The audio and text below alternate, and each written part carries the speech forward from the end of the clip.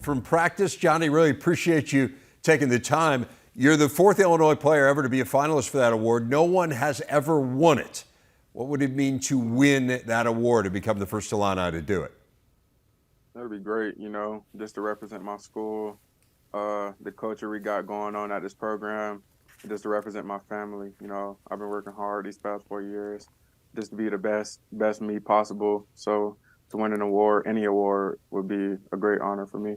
It's interesting to think back a year, and I'm guessing that this is kind of the ideal scenario in terms of personally, where you say to yourself, I want to come back and I want to have a really good year. You were second team All-American last year. You were certainly on plenty of draft boards, but now you're being mentioned as an almost surefire first-round pick. So take me through kind of that thought process of where you were a year ago, the decision to come back, and kind of how you feel like it's played out from an individual point of view. Yeah, had a dominant year last year. There was a lot of thought throughout the process of coming back or going to the draft.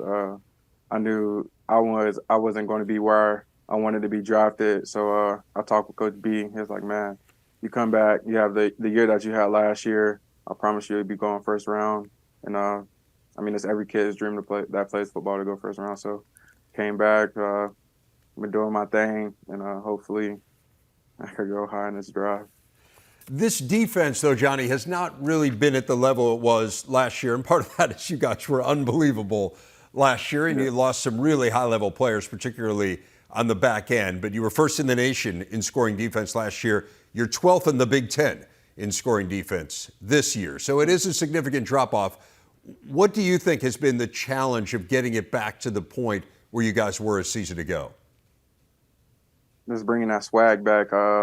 Last year, everybody brought energy. Like you said, we had a lot of great people transition to the NFL, getting those guys, our DBs, in a sense, on the same level that those guys who got drafted were just up front. I feel like up front we're the veterans on the defense. So just helping everybody out with play recognition and just being great leaders to the rest of the defense.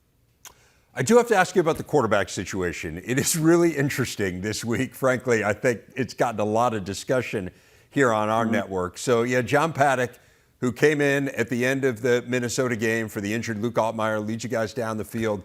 You score a touchdown, win the game. He played last week. He threw for more than 500 yards. Now Luke is healthy this week. He's going back to be the starter. John Paddock, fresh off 500-plus yards, is going to be on the bench. What have the discussions been like internally with you guys about what's going on with the quarterback spot? We just leave that to the coaches. Honestly, we trust whoever our coaches put in. Our coaches know what they're doing, so we trust every decision they make. We never question it. I feel like both are great quarterbacks. John stepped up big time when we needed him. Luke was injured, but whatever decision the coaches make, that's on them. We love whoever's at quarterback because I feel like they're similar in ways, but they both could lead us to victory. Let me ask you a little bit about your game. I mean, I know you were a running back in high school. Have you thought at all about volunteering your services on the offense? Man, I wish. Every day I try to get back there, even goal line. We could be on a half-yard line. I just need a touch to get back in the groove. What did that look like? I mean, what were you playing running back at in terms of a weight? I think sophomore year I was 225, then 245, then 250, but I was moving. Yeah. All right. So were you a breakaway speed guy, or describe your run game? Oh man, I was like the fridge. Good reference. Breaking a lot of tackles. Me with my size, I think a lot of people just scared to tackle me. So I feel like once I got in open space, they'll try to chase me down and tackle me from behind. So you were the 1,024th ranked player in your recruiting class. You did have some really nice offers. I mean, it's not as if you were a complete unknown, but certainly people did not expect you to be a guy who 4 years down the line is a finalist for a trophy awarded to the best defensive player in college football. Why do you believe you were overlooked, Johnny? I couldn't tell you why. Probably just I never went to camps coming out of high school. As a high school player, that's where people get their recognition, their exposure. But I just knew my hard work on the field, on and off the field, would eventually play off in the back end. I brought that same work ethic and mentality when I came to college. You know, I felt like I was an underdog all the way up until now, and even now, I still feel like that. So, just trying to outwork everybody and be the best in whatever I do.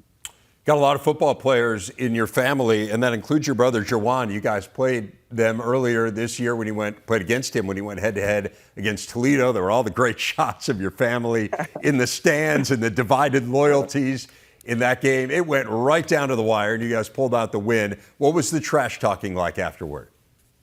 Oh, man, elite. I was an elite trash talker right after that game. Give me an example. Give me an example of some elite trash talking. He scored, and then he was like, y'all trash, we go whoop y'all. Then after the game, I couldn't say nothing because they was up at the time, so I was just quiet. Like, all right. After the game, we won. I was like, get off my field, go back to Toledo. Like, it could be a long bus ride back. Just brotherly love, you know, that competition. Speaking of family, you've got a daughter, Jovi, who turns 1 tomorrow. What's the best part of being a dad? Just seeing a little version of myself, you know. You can always see a kid grow up, but once the kid's your own, it's like it hits different in a sense. Watching the kids grow up, seeing them grow teeth, and just spending quality time, loving them. You know, I feel like everything I do now has a bigger purpose. I feel like everything I do is for her rather than just me balling out for me. I'm trying to like feed her and be the best father for her. What's the most challenging part of being a dad, particularly being a dad and a college student and a football player and all of the different stuff you've got going on? Honestly, I don't feel like no part is hard when you love it other than changing diapers. That's got to be the worst. Yeah, I can vouch for that. I think many people can relate to that. Hey, you know, I wanted to ask you a little bit, but before we came on the air, we were talking down the line, and somebody jumped in talking about you as a finalist for the Nagurski Award. I want to give people a look at what that looked like and sounded like. So let's listen in. You doing the interview? Johnny Newton right here. What's up, Brett? Oh, how are you, man? So that was your coach, Brett Bielema, jumping in there, encouraging people to vote for you for the Nagurski Award. Just big picture, give us a sense of how things have changed. I mean, you were part of this transition. You were a player who was already at Illinois when Brett Bielema came in. What has it meant to have him come in, and how do you feel he's impacted this program? I feel like he's changed it completely. You know, my first year, we weren't even close to a bowl game. And now just last year making it to a bowl game, that not even being the main goal, you know. We got greater goals. He say 1-0 every week, so we try to imply that into our play style every week. He's a great coach, knows football. He's like taught us more football in a week than I've probably ever learned in my life. And he's helped us out with the game, with the knowledge, and brought in great coaches and great strength staff to support us and make us be the best players. He's just a player's coach. We love him. We were talking about a bowl game. You're 1 win away from that, so you could get there by going 1-0 this week against Iowa. Give us the quick scouting report on the Hawkeyes before we let you go. Great football team, as everybody can see. Their defense is elite. I could say the least. Just remembering us playing them last year was a tough game, 9-6. Tough, hard-fought battle. But, I mean, we could be expecting the same this upcoming Saturday. Like I said, they're a great football team. Know how to control the ball, know how to control the game. They're ranked 16th in the nation for a reason. And, yeah, I feel like it'll be down to the wire this week.